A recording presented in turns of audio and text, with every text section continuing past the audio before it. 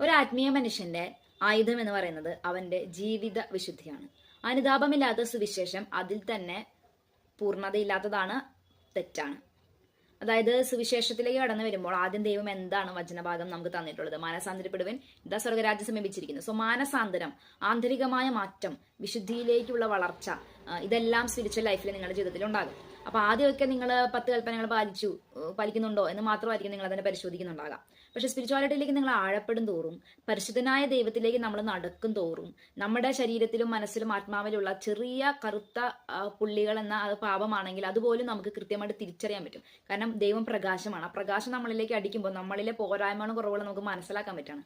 So നമ്മുടെ ജീവിത വിശുദ്ധിയില്ലായ്മ എന്ന് പറയുന്നത് ഒരു ചാലഞ്ചിങ് ആയിട്ട് നമുക്ക് മാറും. ആ വിശുദ്ധിയില്ലായ്മയെ നമ്മളെ തന്നെ വിശദീകരിക്കുന്ന ഒരു പ്രക്രിയയിലേക്ക് നമ്മൾ കടന്നു വരും. അപ്പോൾ നിരന്തരമുള്ള കുമ്പസാരങ്ങൾ നിങ്ങൾ അതിനെ സഹായിക്കും. സെൽഫ് റിഫ്ലക്ഷൻ, നിങ്ങളെ സ്വയം തിരുത്തുന്നതിനുള്ള ഒരു സംഗതി നിങ്ങൾക്ക് ഇടയ്ക്കിടയ്ക്ക് നിങ്ങളെ തന്നെ വിലയിരുത്തിക്കൊണ്ടിരിക്കും. പക്ഷേ അതൊരു സ്ട്രഗിൾ ആയിട്ട് നിങ്ങൾ വിചാരിക്കേണ്ട കാര്യമില്ല. നമ്മൾ ഈശ്വരമുള്ള സ്നേഹത്തെ പ്രതി നമ്മളെ തന്നെ വിശുദ്ധമായി സൂക്ഷിക്കുന്നു, അത്രേ ഉള്ളൂ. എൻ്റെ ദൈവം പരിശുദ്ധനായതുകൊണ്ട് ഞാനും പരിശുദ്ധനായിരിക്കണം. മറ്റൊരു ക്രിസ്തുവാകാൻ വിളിക്കപ്പെട്ടിട്ടുണ്ട് എങ്കിൽ ക്രിസ്തുവിന്റെ പരിശുദ്ധി എന്ന് പറയുന്നത് അതിനേക്കാളും നമ്മൾ എടുത്തു പഠിക്കേണ്ട ഒരു വിഷയം തന്നെയാണ്. അപ്പോൾ ഈശോയോട് ചേർന്നവർക്കെല്ലാം പരിശുദ്ധി ഉണ്ടായിരുന്നു. ആദ്യത്തെ ആൾ പരിശുദ്ധ അമ്മയാണ്. സോ നമ്മുടെ ജീവിത വിശുദ്ധിയാണ് എൻ്റെ കർത്താവിന് എനിക്ക് കൊടുക്കാൻ കഴിയുന്ന ഏറ്റവും വിലയുള്ള സമ്മാനം. അവന്റെ വിളിയോടുള്ള എൻ്റെ മറുപടി എന്ന് പറയുന്നത് ഞാൻ 1000 പേരോട് സുവിശേഷം പറഞ്ഞോ 10,000 പേര് മാനസാന്തരപ്പെട്ടോ എന്നുള്ളതല്ല, ഞാൻ വിശുദ്ധിയിൽ ജീവിച്ചോ എന്നുള്ളതാണ്. ഞാൻ വിശുദ്ധിയിൽ ജീവിക്കുമ്പോൾ ഓട്ടോമാറ്റിക്കലി എൻ്റെ ഉള്ളിൽ ദൈവസാന്നിധ്യം ഉണ്ടാകും.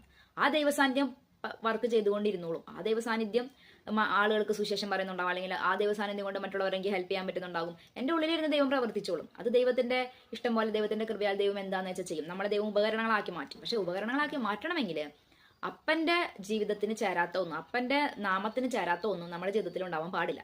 പക്ഷെ നമ്മൾ മനുഷ്യരാണ്, ദൈവത്തിന് അതെല്ലാം അറിയാം. മനുഷ്യരാണ്, പാപത്തോട് ചായവുള്ളവരാണ്, അതെല്ലാം നമുക്ക് അറിയാം. എങ്കിലും ഈശോയോടുള്ള സ്നേഹത്തെ പ്രതി നമ്മൾ വിശുദ്ധിയിൽ ജീവിക്കാൻ വേണ്ടി ശ്രമിക്കുവാണ്. വിശുദ്ധി എന്നാൽ എന്താണ്? അടിവരയിട്ട് നിങ്ങൾ പഠിക്കണം. അതൊരു നിരന്തര ശ്രമമാണ്. ഇന്ന് വിശുദ്ധി ആഗ്രഹിച്ചു, ഇന്ന് തന്നെ വിശുദ്ധിയിൽ ജീവിച്ചു, പിന്നെ അങ്ങോട്ട് മൊത്തം വിശുദ്ധിയിൽ ജീവിച്ചു, അങ്ങനെയല്ല. കണ്ടിന്യൂസ് ആയിട്ടുള്ള ശ്രമമാണ്. ആ ശ്രമത്തിന് നമ്മളെ പ്രേരിപ്പിക്കുന്നത് എന്താണ്? നമ്മുടെ ദൈവത്തോടുള്ള നമ്മുടെ സ്നേഹബന്ധമാണ്. ഈശോയോടുള്ള സ്നേഹത്തെ പ്രതി ഞാനൊരു വിശുദ്ധ ജീവിതം നയിക്കുന്നു, അല്ലെങ്കിൽ നയിക്കാൻ ആഗ്രഹിക്കുന്നു, അല്ലെങ്കിൽ നയിക്കാൻ ശ്രമിക്കുന്നു. ആ ശ്രമം ദൈവം കാണും, നമുക്ക് കൃപ തരും. ദൈവമാണ് നമ്മൾ അതിനു വേണ്ടി സഹായിക്കുന്നത്, നമ്മുടെ ശക്തി കൊണ്ട് നമ്മൾ ചെയ്യുന്നതല്ല. സോ വിശുദ്ധ ജീവിതം നയിക്കുക എന്ന് പറയുന്നതാണ് ജീവിതത്തിലെ സ്പിരിച്വാലിറ്റിയുടെ നമ്മുടെ സ്ട്രെങ്ത് ആയിട്ട് മാറാൻ പോകുന്നത്.